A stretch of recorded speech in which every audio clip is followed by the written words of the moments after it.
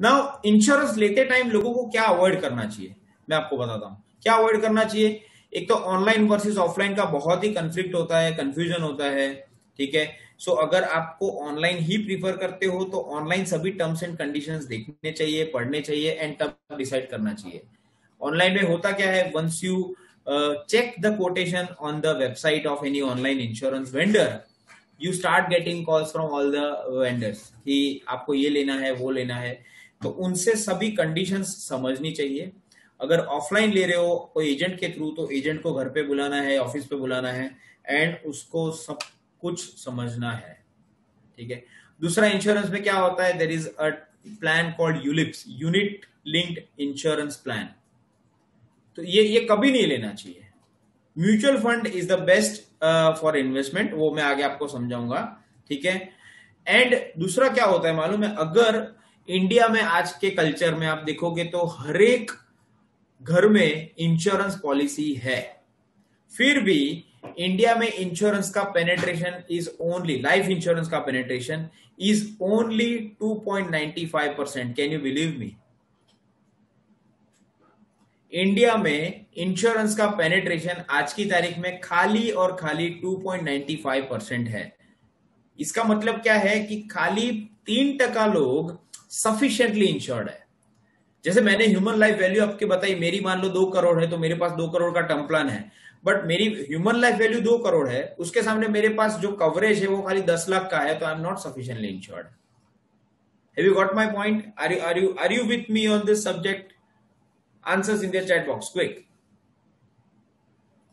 Life insurance का penetration खाली 3% है।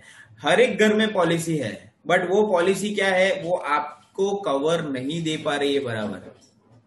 वो लॉन्ग टर्म है, 25 साल के बाद आपको 5 लाख रुपए देगी, हो सकता है 25 साल के बाद आपकी मंथली इनकम 5 लाख हो, ठीक है। सो होता क्या है, जब आप पॉलिसी सरेंडर करने के लिए जाते हो तो आपको बोलेंगे ये सरेंडर करोगे आप तो आपको ये दूसरी नहीं लेनी पड़ेगी, ये नया प्लान है, ये वैसा है, ये ऐसा है, इसमें रेगुलर इनकम मिलती है। कुछ भी नहीं समझना है आपको। इंश्योरेंस कंपनी के पास अगर आप जाते हो तो एक ही चीज समझनी है, that is term plan, that's it, ठीक है। दूसरा क्या होता है, many of the insurance agent try to convince you to buy the policies in the family members name. Policy किसकी ली जाती है? इंश्योरेंस पॉलिसी जो अर्निंग मेंबर है, जिसके ऊपर बाकी सब मेंबर डिपेंडेंट है, उसकी ली जाती है। मैंने देखा हुआ है इंश्योरेंस एजेंट बच्चे, अगर कोई बच्चे का जन्म हुआ तो उसके नाम की पॉलिसी दिलवाते हैं। Now I am not dependent on that kid, तो मैं उसके नाम का पॉलिसी क्यों लाऊंगा? उसके नाम का मैं इन्वेस्टमेंट करूंगा।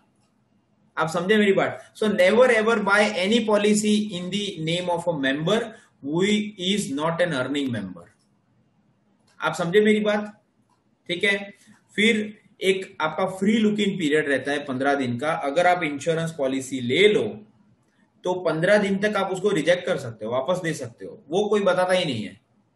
मान लो आज आपने इंश्योरेंस पॉलिसी ले ली, कल उठ के आपके कोई दोस्त ने बताया कि नहीं यार ये तो अच्छी नहीं है, इसमें ये खराबी, उसमें वो खराबी, आपको वो पॉलिसी सरेंडर करनी है, आप विद इन 15 डेज कर सकते हो, आपको पूरा प्रीमियम वापस मिलेगा, ठीक है। सो मनी बैक प्लान्स, बोनस, समृद्धि, संचय, आनंद, सरल, शिवम, शिशु, साथी साथी कुछ भी मत करिए। एक ही चीज, that is term plan, that's it, ठीक है। एंड अगर इंश्योरेंस का फॉर्म भर रहे हो तो रीड केयरफुली। जैसे मैंने आपको बताया, बच्चे को स्कूल में रखने के लिए इतना सारा रिसर्च करते हो, एक टीवी लेने के लिए 1 महीने का रिसर्च करते हो, एक इंश्योरेंस लेने के लिए रिसर्च करो 1 महीना, क्योंकि वो इंश्योरेंस आपको नहीं, आपके फैमिली वालों को काम में आने वाला है। यस और नो? ठीक है। So here I complete the subject called insurance, ठीक है।